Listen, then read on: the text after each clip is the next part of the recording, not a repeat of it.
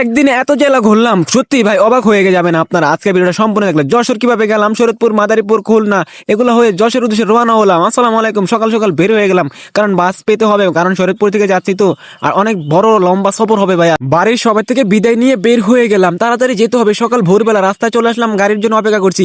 এত সকালবেলা গাড়ি খুঁজে পাচ্ছি না, মানুষজন খুব কম, আর কুয়াশার মধ্যে আমি হারিয়ে যাচ্ছি। বাজারে চলে আসলাম একটা ইজি বাইক দেখার জন্য।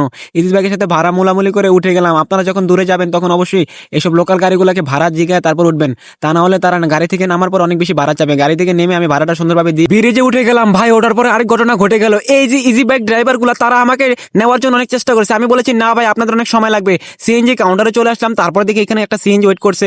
এখন তাকে বললাম, ভাড়া দামাদামি করলাম, ভাড়া দামাদামি করা শেষ করে সিএনজিতে উঠে পড়লাম। সিএনজিতে ওঠার কিছুক্ষণ পরে তার পাম্পে আসে পড়লো, পাম্পে এসে দেখি তার তেল শেষ। যাই হোক, তেল লোড করার পরে এখন আবার সিএনজির মধ্যে বসে পড়লাম। অনেকটা জার্নি করার পর সদরে চলে আসলাম, এসে তাকে ভাড়াটা বুঝিয়ে দিলাম। এখন বাস কাউন্টার খোঁজার পালা।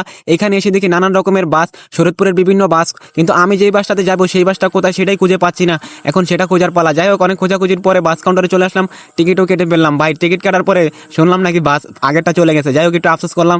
এখন এই বাসটা কেমন চলবে সেটাই আপনার সাথে শেয়ার করবো। বাসটা দেখতে মোটামুটি ভালোই মনে হচ্ছে, বাকিটা তো ভিতরে ওঠার পরে দেখা যাবে। তারপরে কি আর, ভিতরে ওঠার জন্য প্রস্তুত হয়ে গেল। সকালবেলা তো, এখন মানুষজন খুব কম। আমি অনেকক্ষণ বাইরে দাঁড়িয়েছিলাম, বাস ছাড়ার টাইম এখনো হয়নি। যাই হোক, চিন্তা ভাবনা শেষ করে এখন বাসে উঠতে হবে। সবাই এসে পড়লো, যার যার সিটে সে এসে বসে পড়লো। আমি আমার সিটটা খুঁজে বের করলাম, আমার সিটটা খুব সামনেই ছিল। ম্যানেজারকে রিকোয়েস্ট করাতে সে আমাকে সামনে সিটটা দিয়েছে। সবকিছু গোছানো শেষ করে ড্রাইভার মামা উঠে গেল। এখন কিছুক্ষণের মধ্যে বাসটা ছেড়ে দিল। বাসটা ছেড়ে দেওয়ার পর আমি আমার সিটে বসে আছি। ভাই আজকে অনেক জেলা ঘুরতে হবে। তারপর আমরা শরীয়তপুর পালং থানার সামনে আমাদের বাসটা কিছুক্ষণের মধ্যে পালং থানাতে ছেড়ে দিল। তারপর কিছুক্ষণ জার্নি করার পর মাদারীপুর চলে আসলাম। মাদারীপুরের থেকে আসার পরে এখন গাড়িটা অনেক জোরে চলতেছে। আসলে মাদারীপুর শহরটা অনেক সুন্দর।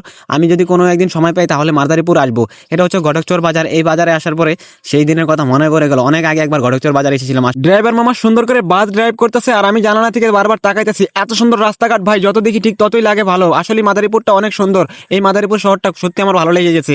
যদি আপনারা বাসে চলাচল করেন তাহলে একটা জিনিস খেয়াল রাখবেন, আপনার পাশে কে বসেছে, অপরিচিত লোকের দেওয়া কিছু খাবেন না। সেটা সবসময় মানুষ আপনাদেরকে মাইকিং করে বলে বাস কাউন্টারে গেলে। আসলে এটা সত্যি কথা। আমরা অনেকটা পথ পাড়ি দিচ্ছি, আর এইটা অনেক দূরের জার্নি, সেজন্য আমি একটু খেয়াল করে আছি। সামনে এত সুন্দর একটা মসজিদ দেখতে পেলাম, সত্যি ভাই অনেক ভালো লাগলো মসজিদটা দেখার পরে। আর আপনাদের উদ্দেশ্যে আরেকটা কথা বলি, যারা বাসে যাতায়াত করবেন চিন্তা করবেন আপনার সিটটা যেন সঠিক জায়গায় হয়। আপনি যদি একেবারে পিছে বসে থাকেন তাহলে কিন্তু অনেক সময় দেখবেন আপনার পাশে অনেক লোক বসে যাবে, আর এটা খেয়াল করে বসবেন। এই বিল্ডিংটার রহস্যটা আমি বুঝলাম না, এত বড় একটা বিল্ডিং কিভাবে ভেঙে ফেলছে না কি হয়েছে জানি না। এটা কোথায় আমি ভালোভাবে দেখতে পারি না, কারণ অনেক রানিং ছিল গাড়ি তো। আর যতটুকু পারছি আপনাদেরকে দেখানোর চেষ্টা করছি, আর আমার সাথে কি হলো কি না হলো সেটা শেয়ার করতেছি।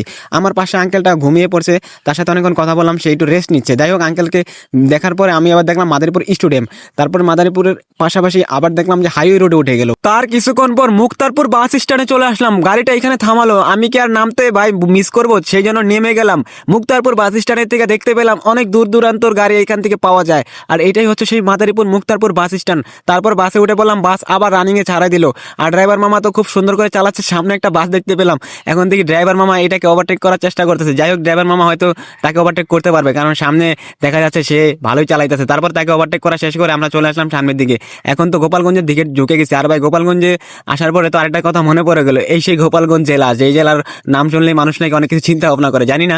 আর আজকে সেই রোড দিয়ে যাচ্ছি, আর চিন্তা করতেছি যে এই জায়গায় কি নামতে পারবো কিনা। এই জায়গায় থামাবে না গাড়ি, সামনে একটা স্ট্যান্ড আছে, সেখানে হয়তো থামাতে পারে। আমার পাশের সিটের আঙ্কেল নেমে গেল গোপালগঞ্জ। পাশে এসে বলল, আন্টি আমরা এখন গোপালগঞ্জের হাইওয়ে রোডে, এখন আমরা গোপালগঞ্জেই আছি। আর গোপালগঞ্জে আসার পরে বিশাল বিশাল জমি দেখতে পেলাম, অনেক ভালো লাগছে। তারপরে আর কি ঠান্ডা ঠান্ডা বাতাস। আর এই পাশে এসে দেখি গোপালগঞ্জ পুলিশ স্ট্যান্ডে চলে আসলাম কিছুক্ষণের মধ্যেই। এখন দেখেন আবার একটা মানুষ নামবে এখানে, সেই জন্য গাড়িটা একটু ব্রেক নিল। তারপরে এই যে এই লোকটা এসেছে টাকা নেওয়ার জন্য, আমি ক্যামেরা ওপেন করাতে সে আর টাকা চাই। এখন গোপালগঞ্জের ভিতরে ঢুকে গেলাম। এই তো সেই গোপালগঞ্জের সেই জায়গাটা, এই জায়গা দিয়ে অনেকেই যাতায়াত করেন। ভাই ঢোকার পরে দেখি বাস সিঙ্গেল দিচ্ছে, আমি তো একটু ভয় পেয়ে গেলাম কি কারণে তারা বাস থামাইলো। যাই হোক, তারা বাসের যাত্রী ছিল। আমি তারপরে আর কি বলবো, তারপরে বাসটা কিছুক্ষণ পরে একটা পাম্পে এসে এখানে নামলো, নামার পর তেল লোড করতেছে। আর আমি চিন্তা করলাম একটু পাম্পের আশেপাশে ঘুরে দিই কি কি আছে, মানে আশেপাশে যাই দিই ভাই কিছুই নাই, পাশে একটা ফুল গাছ ছিল। যাই হোক, এখন মনে ঘোরাফেরা শেষ করে আবার বাস উঠে গেলাম। বাস তো উড়াদুরা চালাইতেছে। আর একটা জিনিস সবসময় মনে রাখবেন ভাই, যদি দূরে জার্নি করেন তাহলে যদি আপনার পাশে যদি কেউ কেউ বসে থাকে, চিন্তা করবেন তার সাথে একটু কথা বলার জন্য, কারণ একা একা বসে থাকলে বোরিং লাগবে। আমরা সবকিছু পাড়ি দেওয়ার পরে ওইখানে আর ভিডিও করতে পারিনি। এখন এসে বললাম আমরা খুলনা রোডের ভিতরে। এই রোডে এসে পরে দেখি যে ভাই এই রাস্তার কাজ চলতেছে, এত ধুলাবালি, এখন সেগুলো আর এই ভাই একটু ঝুঁকি লাগতেছে অনেক। আমি এই পাশে বসে আছি, এই পাশে সিটটা এক আন্টিকে দিয়ে দিয়েছি, তারা দুজন একসাথে বসবে। এখন ড্রাইভার মামাকে দেখি সে সুন্দর করে চালা গেছে, অনেক দূর ভাই এসে বললাম এই যে খুলনা সেই স্বাস্থ্য ব্যবস্থা কমপ্লেক্স, আর এটা পাড়ি দিয়ে আমরা এখন চলে যাচ্ছি আরেক জেলার দিয়ে। এখন হচ্ছে ভাই খুলনাতে আছি, খুলনাতে ভালোই চলছে। আবার কিছুক্ষণের মধ্যে শুনতে পেলাম ওই যে যশোরে নাকি আজকে সমাবেশ হবে, সেজন্য নাকি অনেক ভিড়ভাট্টা হবে। এখন চিন্তা করতেছি যদি জামে পড়ে যাই তাহলে হয়তো অনেক জামে পড়তে হবে। এখন চিন্তা করলাম যে জামে পড়বো আর কি না জানি না, ড্রাইভার মামা বললো যে না পড়বে না, আরো ভালোই হবে যদি রাস্তাঘাট ফাঁকা থাকে যদি ওইখানে। আর এইখানে আসার পর একটা ঘটনা ঘটে গেছে ভাই, ফাল্গুনি নামে একটা বাস আর একটা মাইক্রো বাসের সাথে সংঘর্ষ হয়েছে। এখানে অনেক ক্ষতিগ্রস্ত হয়েছে, হয়তো ভালো করে দেখতে পারিনি, আমরা রানিং এ ছিলাম। যাই হোক, গাড়ি দিয়ে চলার পর আর করার সময় সবসময় আল্লাহকে স্মরণ করবেন, কারণ কখন কার বিপদ আসে জানি না। বাস থেকে নেমে গেলাম, এখন মনিহারের উদ্দেশ্যে রওনা হলাম। আলহামদুলিল্লাহ খুব ভালো সফর ছিল, কিছু ফুটেজ নিতে পারি নাই, দুঃখিত।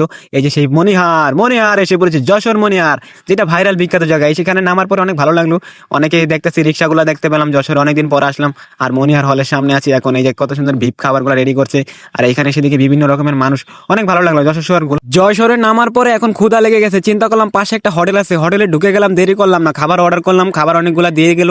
আর জানি না এখানে খাবার ব্যবস্থাটা কেমন, টেস্টে দেখি মোটামুটি ভালো, কিন্তু হলুদটা বেশি হয়ে গেছে তরকারি। খাওয়া শেষ করে দই অর্ডার করলাম, দই একটার জায়গায় দুইটা দিল, একটা খাইতে পারলাম। আর তারপরে বিল পে করতে হবে, ক্যাশিয়ারকে বললাম আপনাদের খাবারে হলুদ বেশি হয়। অনেক ঘোরাফেরা শেষ করলাম, সন্ধ্যা হয়ে গেল, আরেকটা হোটেলে আসলাম, সেইখান থেকে কিছু খাওয়া দাওয়া করে বের হয়ে গেলাম। বের হয়ে রাতের যশোরের দৃশ্য দেখার পালা। এই জিনিসটা খুব খারাপ লাগলো, ইজি বাইক যারা চালায় তারা ভাড়া অনেক বেশি দাবি করে। এইখান থেকে মনিহার যাব, মনিহারের ওইখানের ভাড়া চাইলে অনেক বেশি। যাই হোক, ভাড়ার দামাদামি শেষ করে অটো বাইতে বসে আছি, আমরা বলি অটো, তারা বলে ইজি বাইক। এইখানে রাতে অনেক ভালোই লাগে, মনে হচ্ছে ঢাকা সিটি। আর এই ভিডিওটা আমি রমজানের আগে শুট করেছিলাম, সেই জন্য খাওয়া দাওয়া করেছি। আপনারা হয়তো অনেকে বলতে পারেন এটা আগের ভিডিও ছিল, এটা আপনার সাথে আজকে শেয়ার করলাম যশোর জার্নি। এখন মনিহারে এসে নেমে ভাড়াটা দিয়ে দিলাম, ভাড়া দেওয়ার পর এখন বাস খোঁজার পালা। এখন বাস খুঁজতেছি, ঢাকা যাবো, আবার এখান থেকে ঢাকা ব্যাক করবো। আপনার সাথে সামনে আবার দেখা হবে ঢাকার কোনো একটা ব্লকে। যশোর থেকে কিভাবে ঢাকা গেলাম সামনের ভিডিওতে ইনশাআল্লাহ আসতেছে। আজকের ভিডিওটা এই পর্যন্ত।